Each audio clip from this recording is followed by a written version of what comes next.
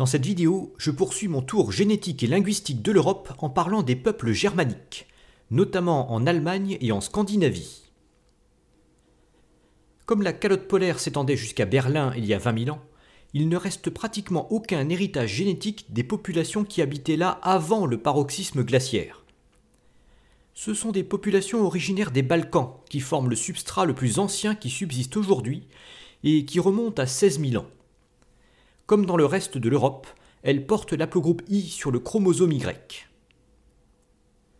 L'isolement relatif de la Scandinavie va contribuer à le conserver en dépit des migrations ultérieures. Il y connaît une mutation spécifique, le I1, tandis que le I2 se diffuse dans le reste du continent. Ça restera un marqueur fort des Scandinaves jusqu'à aujourd'hui. L'agriculture issue du Proche-Orient gagne le nord de l'Allemagne et la Scandinavie vers 4000 avant Jésus-Christ. Ça ne s'accompagne pas d'un bouleversement génétique. Ce sont les populations locales qui adoptent ces pratiques sans qu'il y ait de migration majeure. Sur le plus long terme, en revanche, la poussée depuis le sud va contribuer à modifier l'ADN mitochondrial transmis par les femmes. Le mélange d'haplogroupes U et H, commun à l'ensemble de l'Europe, s'impose progressivement. Autrement dit, la Scandinavie s'inscrit complètement dans l'ensemble européen par la voie féminine, mais possède une identité déjà marquée par la voie masculine. Ce différentiel homme-femme est difficile à expliquer, mais il pourrait être dû au statut social inférieur des immigrés mâles qui auraient réduit leur taux de fécondité. Le troisième bouleversement majeur survient lors de l'arrivée des Indo-Européens originaires des steppes d'Europe orientale. Leur influence se manifeste par l'apparition de la culture de la céramique cordée. Elle est particulièrement précoce au Danemark et dans le nord de l'Allemagne, puisqu'elle date de 2900 avant Jésus-Christ. Pourtant, l'influence génétique des peuples des steppes est nettement plus progressive. Sur l'ADN Y, l'aplogroupe R1b porté par les Yamnaya des steppes se mélange à l'aplogroupe R1a originaire de régions plus septentrionales. Et c'est ce mélange qui s'impose en Scandinavie vers 2000 avant Jésus-Christ, aux côtés du I1 local. Ça coïncide avec l'apparition de l'âge du bronze danois, qui voit l'érection de tumulus, de bateaux de pierre, de pétroglyphes, et de nombreuses réalisations en bronze et en or. À cette époque, les Scandinaves sont déjà proches génétiquement des populations actuelles. Ils parlent sans doute déjà des langues indo-européennes, mais qui ne sont pas encore germaniques. Par la suite, le Danemark continue de connaître une pression du R1b depuis le sud, tandis que d'autres sous-clades du R1a arrivent en Suède et en Norvège, probablement par la Baltique. Ça tend à créer progressivement une distinction génétique mineure entre le sud et le nord.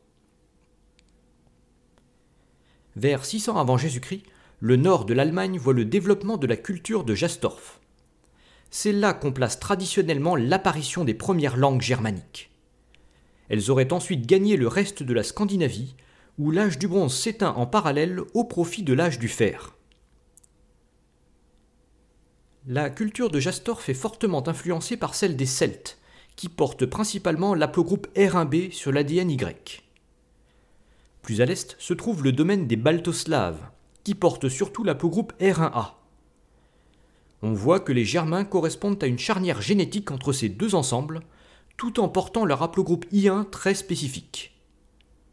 Rappelons par ailleurs que toutes ces populations appartiennent au vaste domaine indo-européen. À partir du IIe siècle avant Jésus-Christ, l'expansion de la République romaine contribue à affaiblir le monde celtique, ce qui favorise la migration des peuples germaniques vers le sud.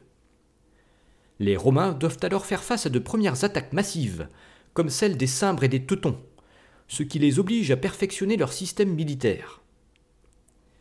Puis en 58 avant Jésus-Christ, la poussée germanique provoque la fuite des Helvètes vers la Gaule, ce qui entraîne l'intervention de Jules César et le début de la guerre des Gaules. Plus à l'est, une autre migration germanique se produit depuis la Suède vers la Pologne actuelle. C'est vers cette époque qu'apparaît la scission des Germains en 3 branches linguistiques. La septentrionale donnera naissance aux Danois, aux Norvégiens, aux Suédois et à l'Islandais. L'occidentale donnera naissance à l'allemand, au néerlandais et à l'anglais, mais aussi à des peuples éteints, comme les Francs, les Alamans, les Suèves et bien d'autres. L'oriental finira par s'éteindre après avoir donné naissance aux Goths, aux Vandales et aux Burgondes.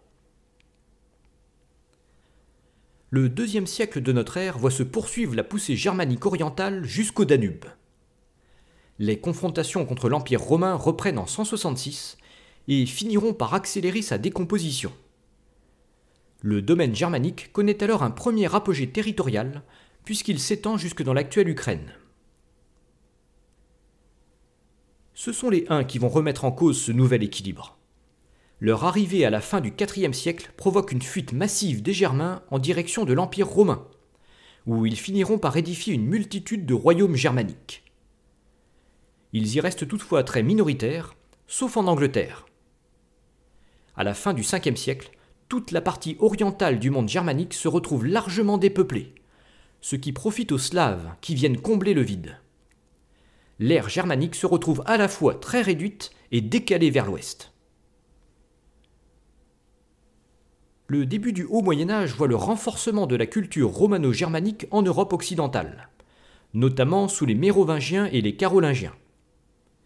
Cependant, les langues germaniques ne reprennent leur essor qu'à partir de la fin du IXe siècle, grâce à l'épopée viking. Ceux-ci n'apportent pas leur langue dans les territoires où ils s'implantent, sauf en Islande, qui était inhabitée, puis au Groenland, où ils finiront toutefois par s'éteindre quelques siècles plus tard. À cette époque, le vieil anglais poursuit également sa progression vers l'est de l'Écosse. À partir de la fin du Xe siècle, le Saint-Empire romain germanique commence à propager l'allemand vers l'est, sur fond de christianisation des populations, notamment dans la région de Berlin, qui était alors habitée par des Slaves. Puis, au milieu du XIIe siècle, le roi de Hongrie favorise l'implantation d'Allemands en Transylvanie, pour développer la région et la défendre contre les attaques de peuples turcs nomades venus de l'Est. Au siècle suivant, la Suède entame la christianisation et la colonisation de la Finlande, mais le finnois y reste très majoritaire. Dans le même temps, le Saint-Empire envoie les chevaliers teutoniques christianiser la Prusse, dans l'actuelle Pologne, et les chevaliers porte-glaives christianiser la Livonie, dans les actuels pays baltes. Si la Livonie reste majoritairement de langue balte, la Prusse se germanise fortement. Il en va de même de la Poméranie et de la Silésie, intégrées au Saint-Empire. Puis le XVIIIe siècle voit l'implantation de fortes communautés allemandes en Hongrie et une partie de l'actuelle Roumanie, sous l'impulsion de l'Autriche qui domine alors toute la région. C'est aussi à cette époque que les empires néerlandais et britanniques commencent à imposer les langues germaniques dans une partie de l'Afrique du Sud, dans certaines petites Antilles, dans les Guyanes et surtout en Amérique du Nord, où l'anglais amorce son expansion. Le siècle suivant voit l'apogée de l'Empire britannique. L'anglais s'impose aux États-Unis et au Canada d'une part, en Australie et en Nouvelle-Zélande d'autre part, mais aussi au Pays de Galles, en Écosse et en Irlande. C'est aussi la langue d'échange en Inde et dans les pays de l'Afrique coloniale britannique. À cette époque, le Groenland est recolonisé par le Danemark-Norvège, mais les langues scandinaves y restent minoritaires. En revanche, le suédois et le norvégien s'imposent largement dans le nord de la Scandinavie, aux dépens des langues sames parlées par les Lapons. En Europe, les tentatives d'expansion du Deuxième puis du Troisième Reich vont paradoxalement entraîner le déclin de l'ère allemande, en 1918 puis en 1945. C'est particulièrement le cas en Prusse orientale, en Poméranie et en Silésie, qui voient le retour des langues slaves suite à des transferts massifs de population. C'est aussi le cas en Alsace-Lorraine, où le français s'impose peu à peu, et en Finlande, qui a gagné son indépendance. Enfin, la population d'Allemands en Roumanie et en Hongrie est devenue marginale, après une chute rapide à la fin du XXe siècle. Aujourd'hui, c'est bien l'anglais qui incarne le dynamisme des peuples germaniques. Sur le plan génétique, en revanche, l'ère de ces peuples est presque impossible à caractériser.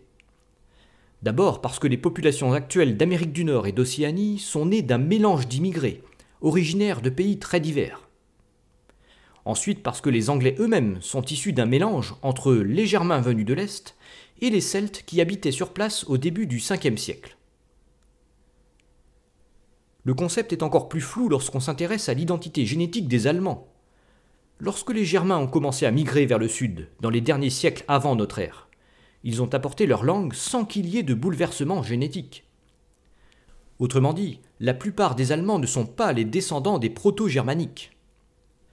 Par ailleurs, les Allemands de l'Est forment une transition génétique avec les baltoslaves. Enfin, il existe une distinction entre la génétique scandinave et celle des proto-germaniques. Bien que plus isolés, les Scandinaves eux-mêmes sont basés sur un vieux mélange entre les haplogroupes I1, R1A et R1B du chromosome Y. Les proto-germaniques avaient aussi ce mélange, mais avec une prédominance plus marquée du R1B. C'est ironique de voir que l'idée d'une pureté de race a connu son paroxysme dans un pays où elle n'avait particulièrement aucun sens. Sur le plan génétique, il n'existe ni pôle allemand, ni pôle germanique. En revanche, au premier ordre, on peut identifier un pôle occidental, qui n'est pas spécifique au germanique, et un pôle scandinave qui englobe la Suède, la Norvège et une partie du Danemark. Enfin, à plus grande échelle, les peuples germaniques font pleinement partie de l'ère génétique européenne, caractérisée par les haplogroupes H et U sur l'ADN mitochondrial. J'en ai déjà parlé dans d'autres vidéos, notamment celle qui vient d'apparaître à l'écran. Il vous suffit de cliquer dessus. Je vous remercie pour votre fidélité et je vous dis à bientôt.